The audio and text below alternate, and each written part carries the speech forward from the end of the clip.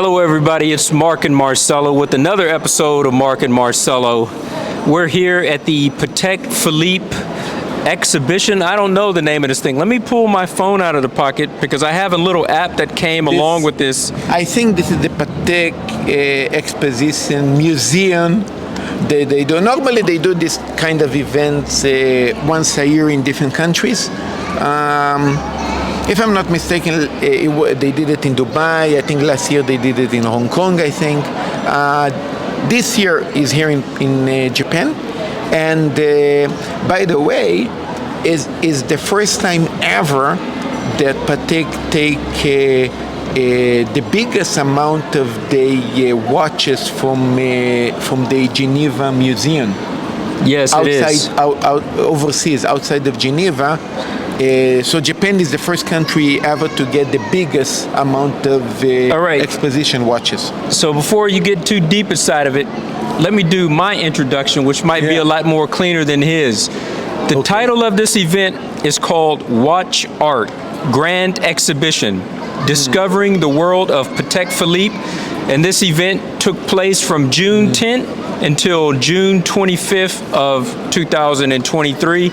And right now we're inside of Shinjuku Sankaku Hiroba. This is a Sumitomo Building, the first floor. Yeah, and we are in the last day, one day before the last. Tomorrow is Sunday, the 25th. Today is the 24th. So, and tomorrow is the last day of this event. All right, so here goes the information about this event. Patek Philippe requests the pleasure of your company at Watch Art Grand Exhibition, a truly exceptional event that offers the public a rare insight into the world of watchmaking within our family-owned company. After a long time awaited by many watch lovers and Patek Philippe enthusiasts, the Watch Art Grand Exhibition takes place in Japan for the first time. It demonstrates the importance of Japan to Patek Philippe with a 2,500 square meter exhibition, the largest ever organized by the brand. The exhibition takes visitors on a journey through the world of Patek Philippe, its historic Geneva headquarters, the workshops, and the museum. And here goes the final paragraph here.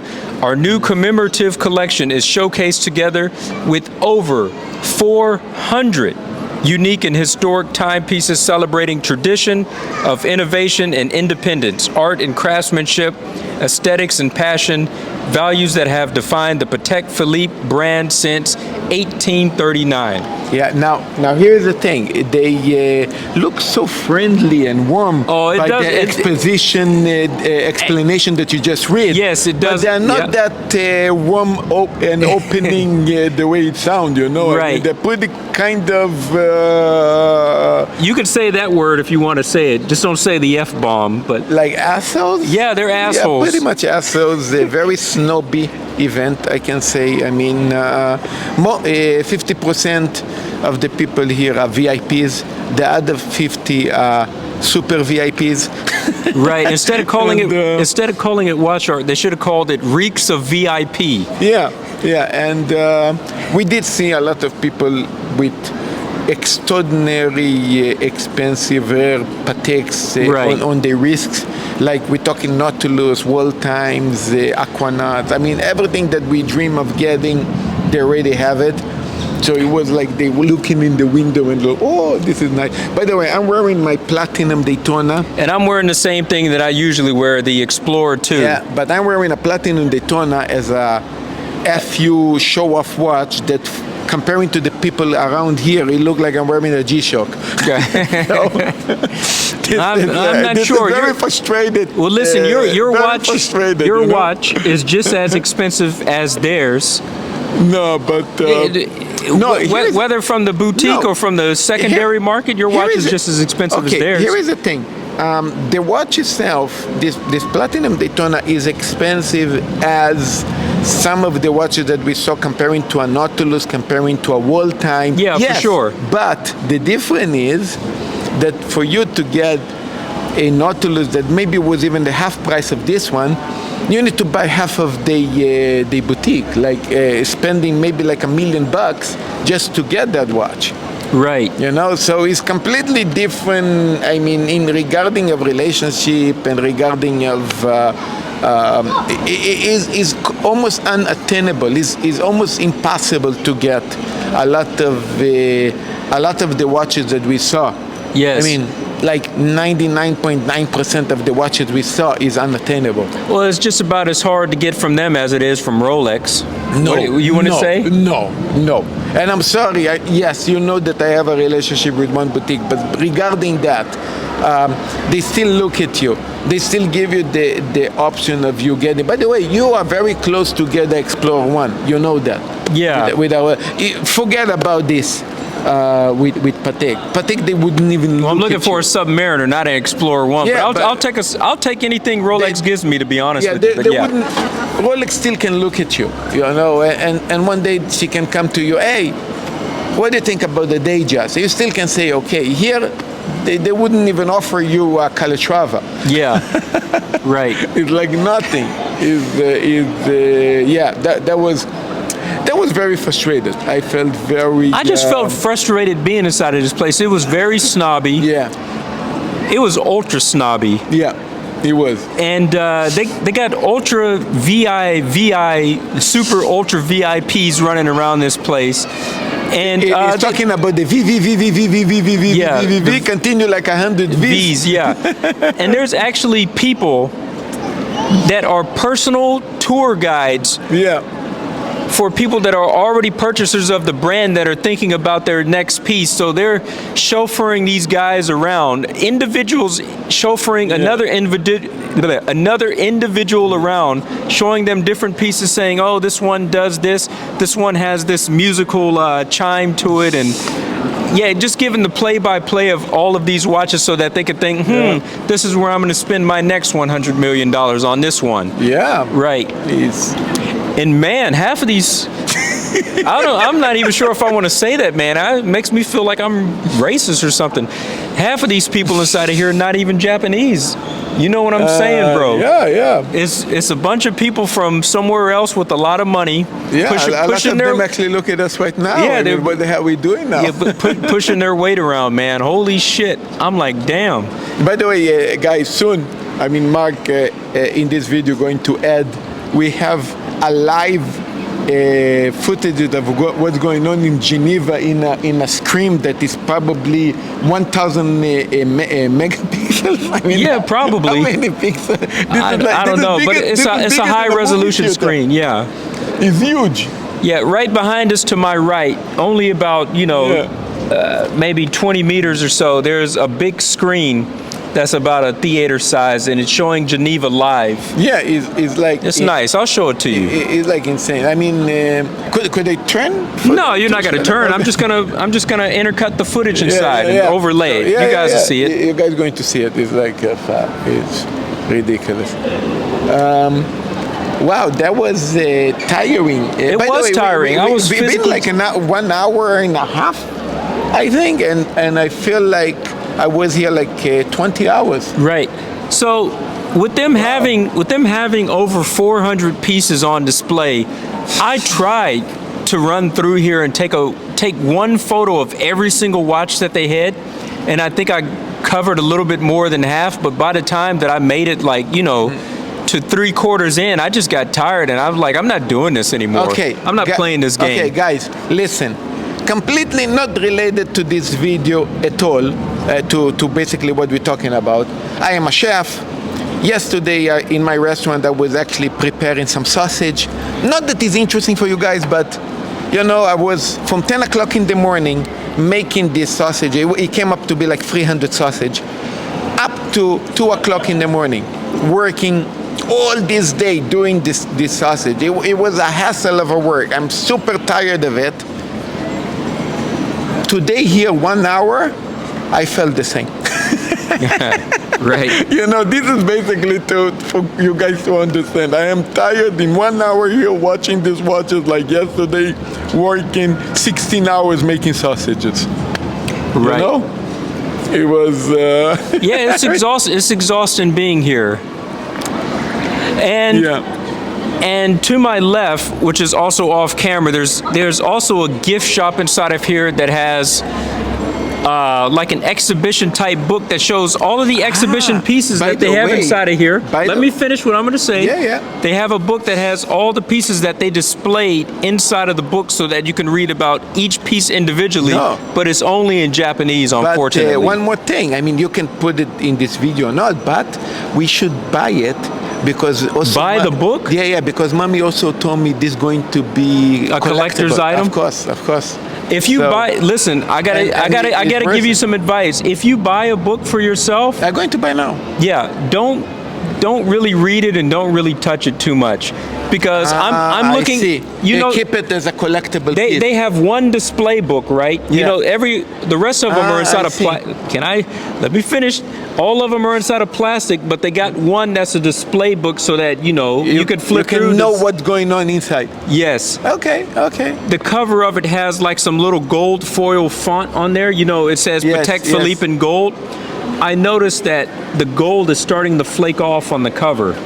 So if you touch it too much, Oh, I understand. yeah, it's going to start to flake off. So then the book is going to be kind of worthless. Or it won't be worthless, but it'll be not worth as much as what it Yes, would be. I understand. I think it's only an issue with the cover, not the actual inside pages, but still, to see that But- that book is cheaply made. What is nice about this book is that whoever is super VIP equivalent to get one of the Pateks here, probably doing this here, is probably going to miss this book.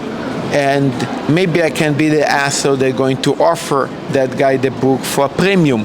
So, Right. you know, I Right. cannot get a watch, but at least I can get a book that's going to sell over retail. You know what? I might just do that. I might get You the know? book, and about a year from now, you know, Yeah, when the get when the the book value of over the book retail, goes yeah. up, sell it for more. Yeah. Chuck this sucker on Mercari, see how much money I can make, or eBay. Yeah, All right. let's do that. I just might. So would you be buying 2 books or 1 book? I think they have several books, right? No, I mean, think it's just 1. only one. I think it's only 1 book. Okay. But would you be buying 2 of the same book? I don't know. Could be. Hey, come here. Yeah, this is my friend right here, man. He's off So, camera. What's what- up, man? I ain't seen you in a long time, bro. Just been out here doing my thing. I How know. you doing, buddy? I saw you inside there. I didn't want to bother you too much. That's what I thought too. You guys are busy. Listen, what is your? You know, you can come Yeah. sit with us. Yeah, know? you're gonna be on a And- YouTube video if you're gonna sit down. Yeah, and I could just put tell one of us the mosaics on your face like they do in the. everyone. what do you think about all this bullshit? Oh, you can take this. Hold on. Really? Well, I kind of like the vintage stuff. I like the vintage stuff too. There were some pieces in there that I thought were just amazing. Some of the old pieces, just the craftsmanship and Yeah, the that design was and the specialty. I just thought, like, even the pieces that they had for the ladies, like, how much money did you spend on your honey at that point in time to get that? Like, wow.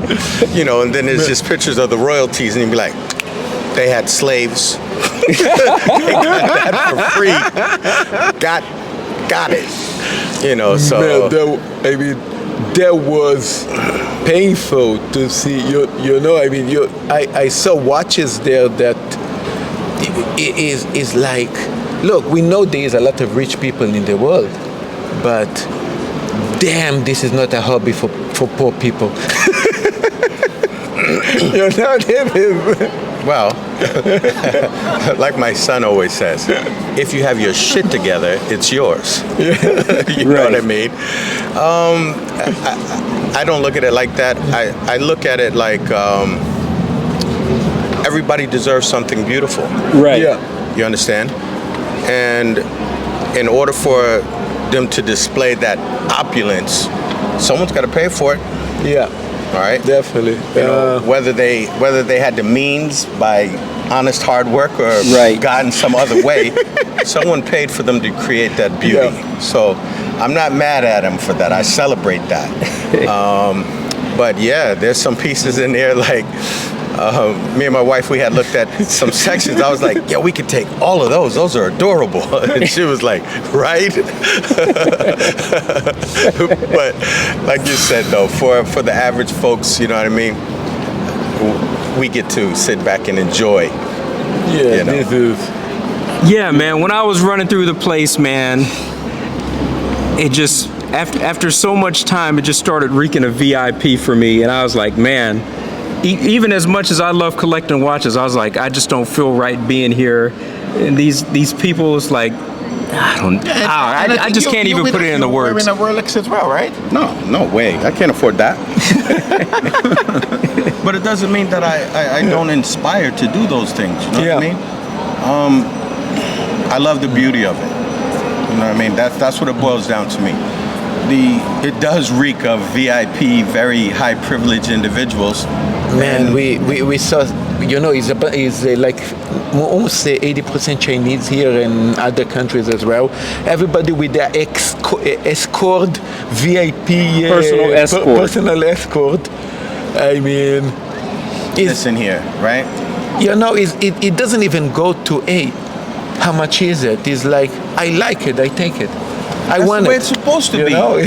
For me, like, why not me? Yeah. You know what I mean? It's that whole thing of why not me? Yeah. Some people, they have the mindset of like, oh, how could I ever have something of that magnitude, or that's not for me. But in actuality, it's something that we all truly inspire to have. If you had the ability, which we do have deep down inside, to show that part of us, why not?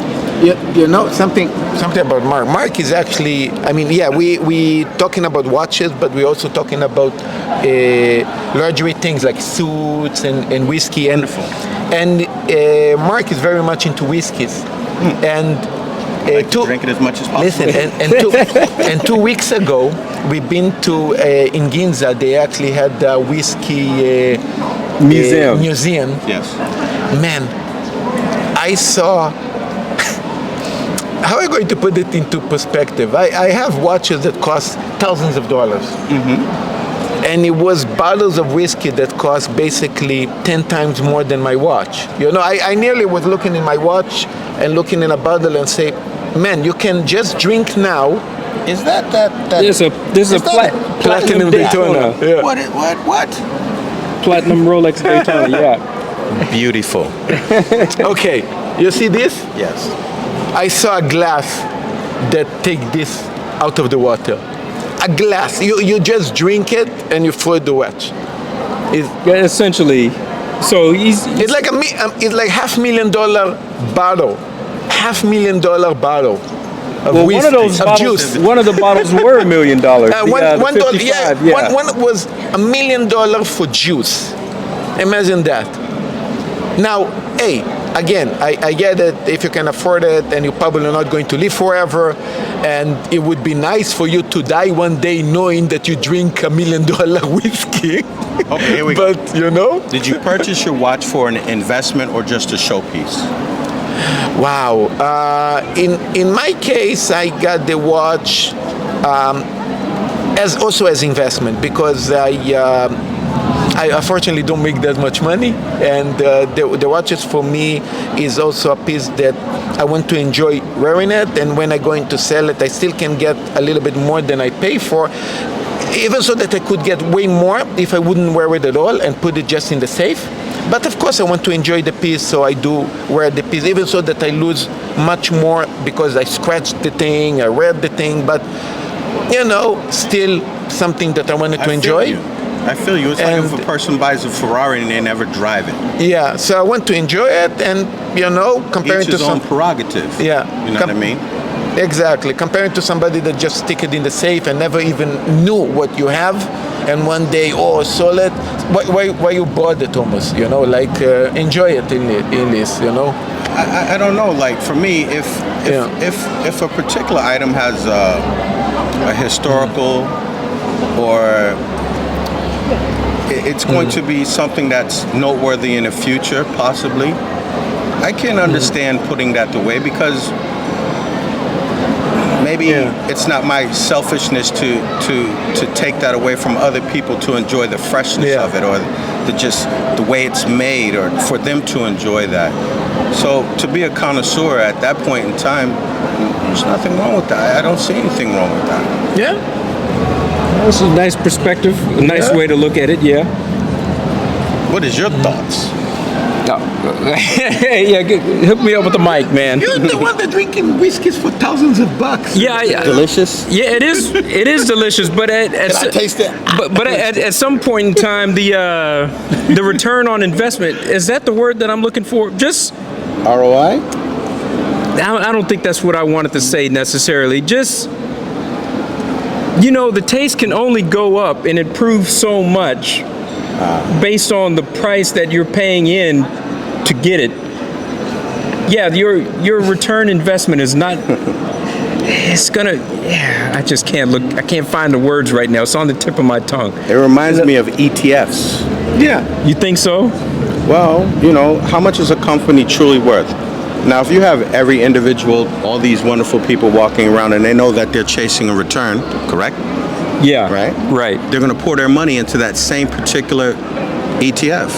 Look, I also had a millionaire, kind of a very rich customer that I have a restaurant, so I have a customer that came and we talk about watches and he look in my watch and how much it cost and I told him and then he's like looking like, you know, in his head he's like, last week I went to probably Dubai, business class, and went to the hotel. It's probably the price of your watch. You know, like. So. Is that what we call pocket watching?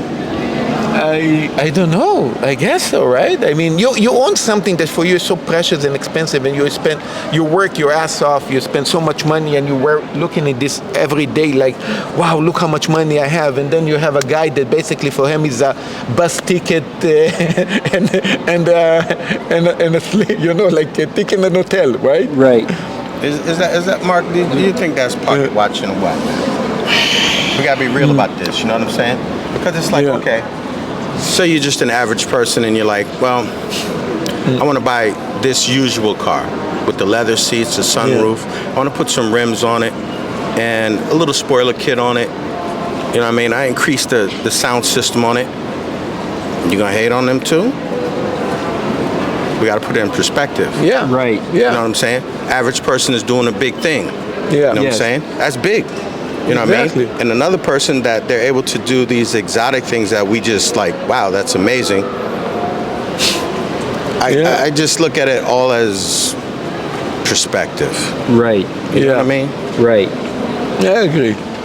Ultimately, I guess my final message is this. Man, I'm forgetting everything that I wanted to say. When I drink the whiskeys that I drink, the expensive ones, I just look at it like life is too short to waste. So I just want to enjoy it. Not caring about how much it's going to be worth. I just get it and I open it immediately and I just start delving into it, man, because I'm not going to get another opportunity. I don't want to just put it inside of a glass cage and just stare at it on the shelf as a collector's item. I mean, what good is that going to serve me in life? Just looking at this thing as a display piece. Well, you have a good memory of drinking the whiskey, same as I have a good memory going to a movie theater and watching a nice movie, I guess, and remember what I saw, and I pay a ticket to go see it. Yeah, I'm trying to make memories for myself, but it's not so much of a memory if it's just going to be lingering there, nothing happening with it. It's not moving.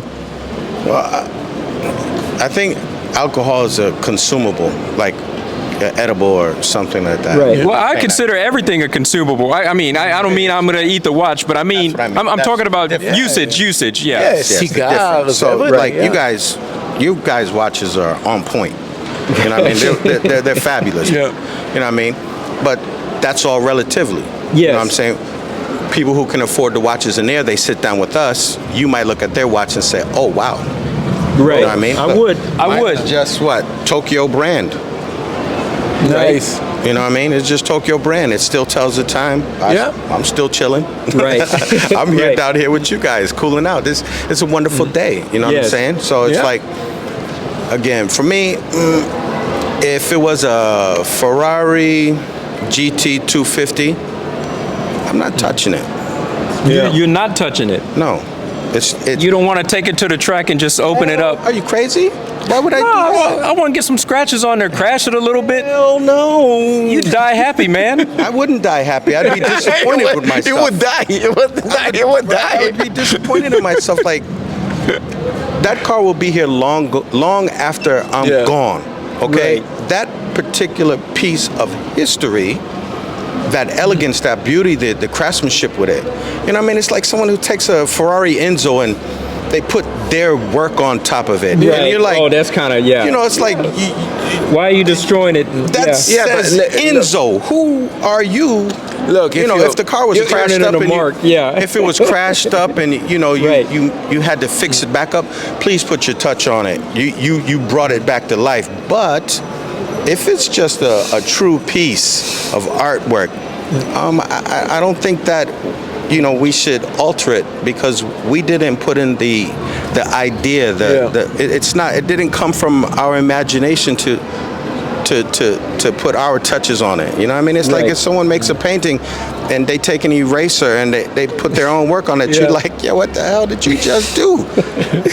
You know what I'm saying? Right. That's how I feel about certain things. Right. But you don't want to give it the Paul Walker effect, you know, die how you live fast? No. All right. No. All right. That's just my prerogative. You know what I mean? If I went around a track, I might open it up a tiny bit on a straightaway, and that's about it. That is about it. I would like to smell it.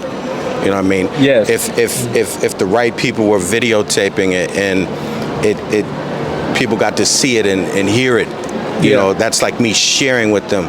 So the social responsibility that I feel like I would have to do for every day, if I had it, right? Right. Yeah. And you guys liked it, Right. and I crashed it up, y'all be like, you guys would lose your mind. You'd Right. be like, yo, let's go run him over. Yeah, but you know, I mean, with all the respect, especially in mechanical devices, going back to mechanical watches up to even Ferraris and Cameras and other such things. I guess I understand how much Ginzo Ferrari put making the F40, that it was his, I think, his latest piece of art. His last, His last one is amazing. Is a lot of effort that he put in that car. You know, who actually can afford that car? I think he would appreciate, of course, not crash it, but at least, you know, race it and touch it and change the gears and you know, put the car in the limit, because I think this is actually the work that he actually built for you. You know, not to just put it in a museum. By the way, you know how much power. Extremely bougie for a second. Extremely bougie. Like for me personally, I would be like, listen, someone find me Lewis Hamilton, please. Lewis, my man, I love you. Please take this around for the folks. Yeah. You know what I mean? Yeah. And Lewis is going to do his thing. You know what I mean? But I'm pretty sure that Like a professional, bringing a pro. he's a professional in all aspects. You know what I mean? He truly understands the value. You know what I mean? He's at that part of his life. You know what I mean? He can't do anything but appreciate artwork. You know what I mean? I'm pretty sure it'll scream coming down the back stretch and people will take pictures, but I don't think Lewis would want to crash anything up like that. He'd be extremely careful with it and do a beautiful interview, and everybody would continue to love him. If he crashed it, they'd be like, Lewis, my man, we didn't expect that from you. You understand? All right, man. It's been a good talk, man. You need to meet up with the wife. She was calling you off camera there. Yeah, I don't want to catch an eye. So you guys are in Japan? They're living in Japan? Or? Yeah, I've been here for quite some time. I'm part of the furniture here. Yeah, you know, not moving anytime soon. That's right. I hope so. I hope so. I hope not. So. Oh, you hope so to move, or hope so not to move? I hope so to move. Oh, It's a beautiful world. Why? yeah, it is. Yeah. Well, it is. I understand. Come on, we also were stuck. I'm stuck. Yeah, but here already I'm like just 15 saying, years. I feel safe here. That's why I don't want to move. That's probably the only reason. And it's quite safe. You know, for the people out there listening, it is safe. You know what I mean? You can come to Japan and leave the BS behind, especially if you're coming from the hood.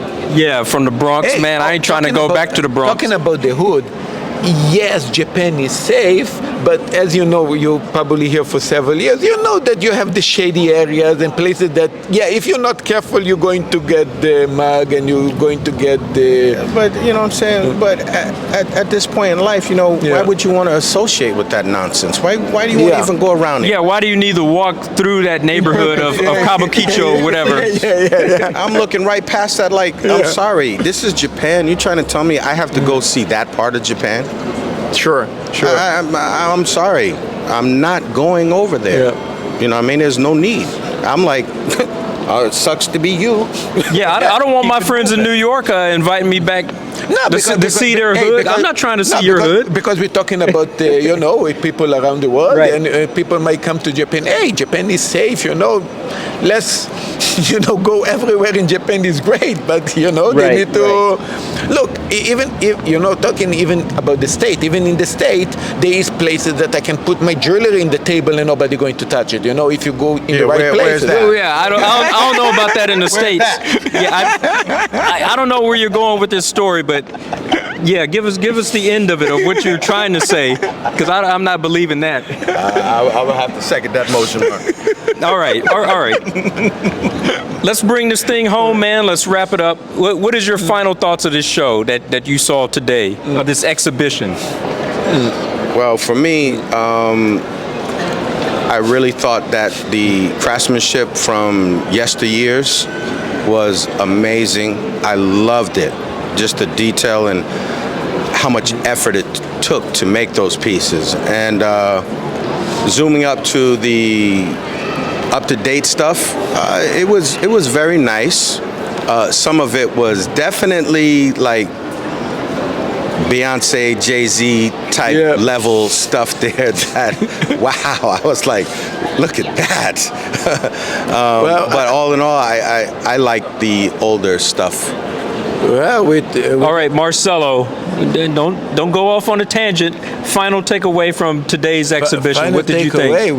With all the respect of Jay-Z, and I love the guy like hell, and he have super expensive pieces. I think there is some pieces here they would have a hard time dealing with some of these guys, you know, like. Right. I mean, some pieces are completely unattainable. Wow. Well, it was beautiful event, but I did felt a pain in the chest, if I might say. What was the pain for? The Jay-Z pain, you know, like this kind of pain that, you know, even being that high, you cannot get some shit. So not even mention myself. So it is painful. It was painful. Because you can't get it, right? Yeah. It's unobtainable. All right. Yeah. Well, that's what he said. I'm just. That's not what I thought it was a breath of fresh air. Yeah, it was. It was also. I'm a man of very simple means. You know what I mean? And I just thought it was beautiful. It was. You know what I mean? Nice. It's a wonderful day. Come out, enjoy with the wife. Yeah, she's off to the left somewhere. She may have even exited the building, but Nah, she didn't do that. Yeah, talking about the wife, what the wife thought about this? I mean, seeing especially the lady pieces, that was probably like, what the hell? We have a similar background of financial, you know what I mean? And she wasn't very interested to come, but when she got a chance to view these pieces, she was like, wow, they're gorgeous. What are you getting me? Wow. all right, I'm gonna take it home. Yeah, for me, I'm just kind of feeling indifferent. It reminds me of the whole sub that went down yesterday, right? You pay $250,000 to lose your life. And an experimental. On an experimental, but not even getting all into that. You think about how this money could have been used. Hold on. Yeah, you missed a lot. Yeah, I'm not even. No, we're not even talking to you about that. 300 migrants went down inside the Mediterranean, and you think about how this money could have been used to help these folks. When I start putting money into perspective like that, I'm just starting to look at stuff like this and just think it's kind of a waste of life. And then it makes me reflect upon myself. What am I doing with my finances? I don't need to be interested in any of this stuff, and I don't need to really be partaking in buying any of it too. So I feel indifferent when I go inside there. It just reeks of VIP, and it just kind of left a bad taste in my mouth. You know, like my wife and I, we had spoke about the submarine, and there was a loss of life regardless. Yeah, I agree with that. I mean, I don't want nobody dying regardless. Yeah, but I had similar thoughts to yourself. I was like, well, me, with that kind of money, I'm on the beach looking at. Yeah, I'm cool, and I'll be home. I ain't touching nothing, but I'm definitely like, Wow. oh yeah, this is beautiful. Can I get a whiskey and yeah, that Cuban would be nice too. Hey, I'm cool. You know. I told you about that when I'm going to sell this piece. What I'm going to do, right? He's thinking about selling a watch inside of his 70s, and he's going to travel around the world with the money. But No, go before 70s. Why 70s? I like Right. it. I like it. Yeah. What is the value on a watch like that? Wow. the gray market value now, because not many people. Blue face a special one? Yeah. This is a special one. This is a special one. Right. And I think how The gray market value. gray market What is value gray market today. value? All right, let me explain this real quick. So the authorized dealer is going to sell it to you for Okay. MSRP. Yes. Yeah.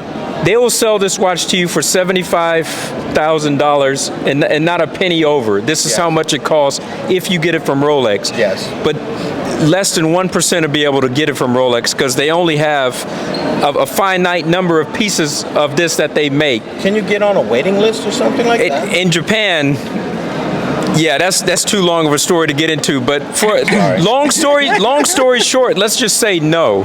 Okay. No, you cannot. They're going to sell it to their VIPs that already have a history with them, that have bought pieces from them before.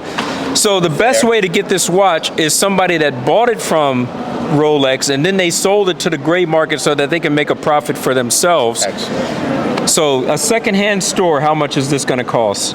I think 20 million yen today. 20 million? Yeah.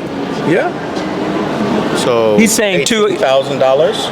No, he's no. Your math is so bad. Why 20 million? 20 million, $200,000. Okay. Yeah. A little bit less, but yeah. Okay. Yeah. Okay. Nissan. That's more like $150,000. $150,000. Okay, about Nissan. Double price of the retail, kind of. Double the price of the retail. Yeah. Okay. You talking about these people in there? What are you talking about? Well, Same difference, you know what I'm saying? You know, going there with this piece, I felt like I was wearing a G-Shock. What are you talking about, man? That's what I'm rocking. But he wants to sell the watch, and he's just gonna travel around Europe and the world, and why just Europe? But yeah, that's his goal. And what age do you want to start doing that by? Maybe on my 60s already. All right. And he just turned 50, and he got this watch for his 50th birthday. Oh, fabulous. Fabulous. Great present. Great present. So yeah, it's a great watch. I enjoy it. But again, I mean, even what he mentioned before, when you can sell it for double price that I bought, this is when the watch actually staying in a safe, untouched, unwear.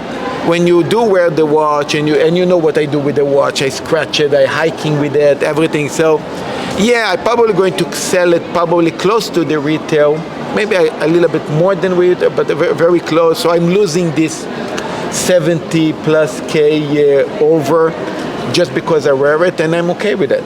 Yeah. You know, because I wanted to enjoy the piece. For me, it would be a special occasion watch only. Yeah. For me, only.